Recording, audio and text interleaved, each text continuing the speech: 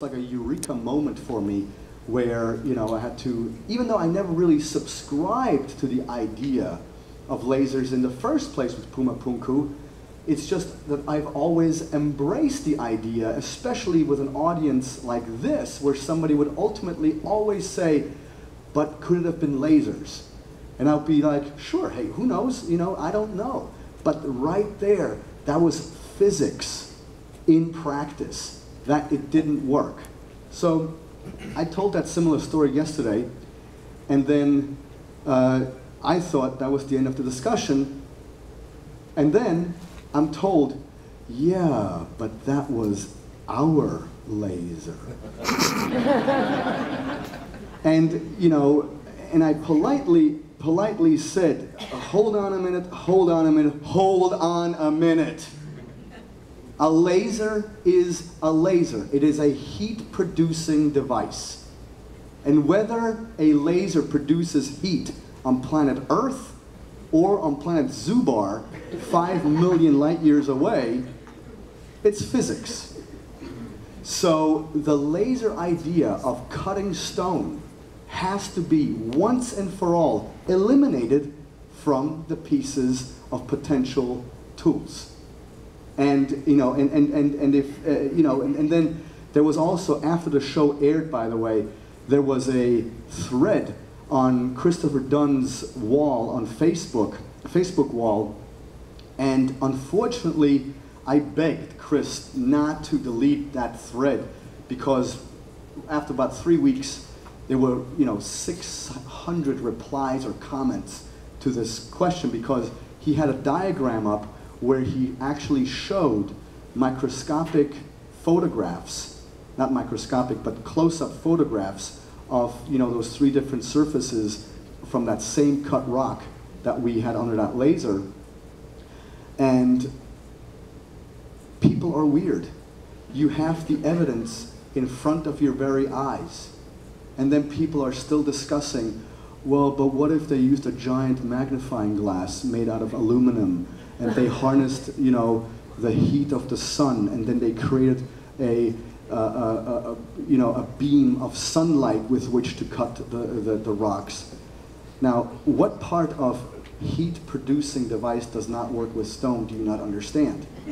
Harnessing the sun rays into a beam to cut something, that's a heat-producing device. It doesn't work with stone.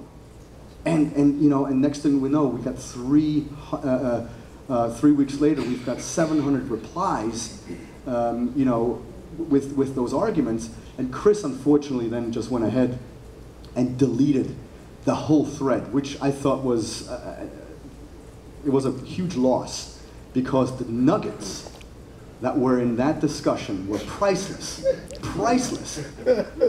And not to say nothing, but this is just a sidetrack, and then we'll go to the next question. Understand that social media platforms expose the stupidity of mankind as a whole. It's so amazing how everyone, without even the slightest processing in their brains, they just type. They just type, not realizing this is going to be there forever, dude. And a lot of people expose themselves as complete morons online, and it's truly. And I take great pride in exposing and playing with people like that because to me it's all an exercise in great fun. So next question, and this is okay. Next question will be 2-minute answer. So there is a microphone right over here, so if you want to come up and ask, or maybe even form a line. Yeah, that was a 20-minute answer. Hey, good to see you again. Do you have a degree in anything? And if so, what is it in? And how did you get started with Ancient Aliens and getting into all yes. things supernatural? I have a degree from Ithaca College in communications, because I obviously cannot talk. But I do not, and let me repeat this 2 times, I do not, and a 3rd time do not have a degree in archaeology, and I'm very proud of that, because it means that I am not beholden to a type of particular direction of what I talk about. Because, you know, in order to do what I do, if I, let's say, would have a degree in Egyptology, then what goes on in today's world in archaeology is that an Egyptologist will never talk to someone who is an expert in the ancient Maya. A Maya will never talk to someone who is an expert in ancient China. They're all very much compartmentalized.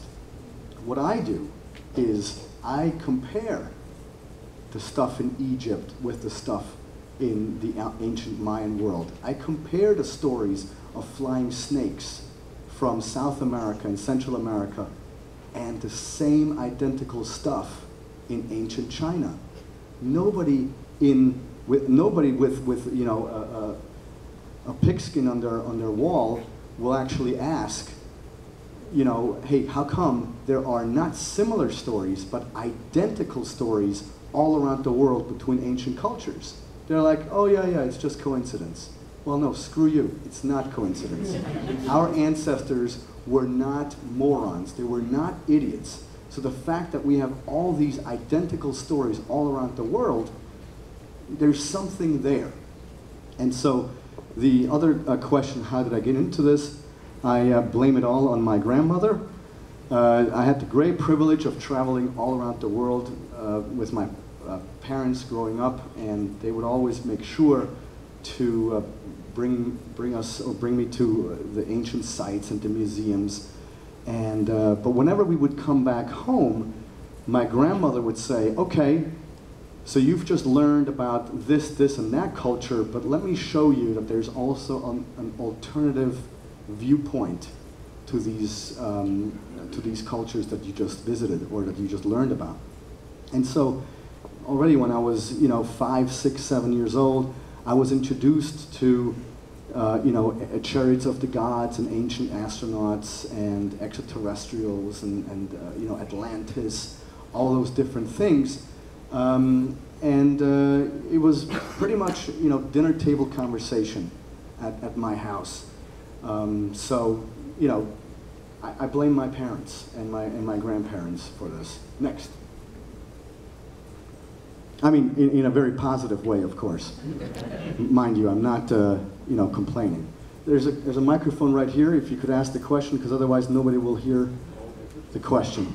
And if you want to form a line or something like that, because we've got a half an hour left. Hi, Giorgio. I'm Tim. Welcome to Wonderfest. Thank you.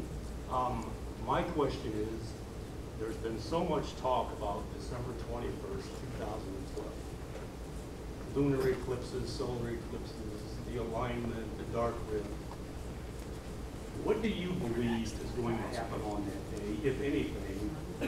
And if it was something that serious, a world catastrophe, how could you prepare, or would there even be any sense in trying to prepare for such a thing?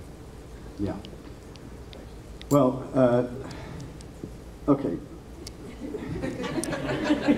Let me say this first, that absolutely nothing will happen on the 21st of December 2012, and the only thing we have to worry about is the massive, massive hangover we'll all be suffering on the 22nd of December. and that's pretty much the, you know, the short and long of it, because you see, the Maya never said, ever, not once, did they say that the world was going to end on the 21st of December 2012. That's all New Age. And I know we've got kids in here, but I don't care. That's all New Age bullshit. So please, from now on, when you hear, see, or read anything about, you know, the whole 2012 thing, always keep in mind that, you know, most of the stuff that you see on TV, the stuff that you can read in books, it's all sensationalized crap. Because, like I said, the Maya never predicted that the world will end. What they predicted, or what the whole Mayan calendar enigma is all about, is that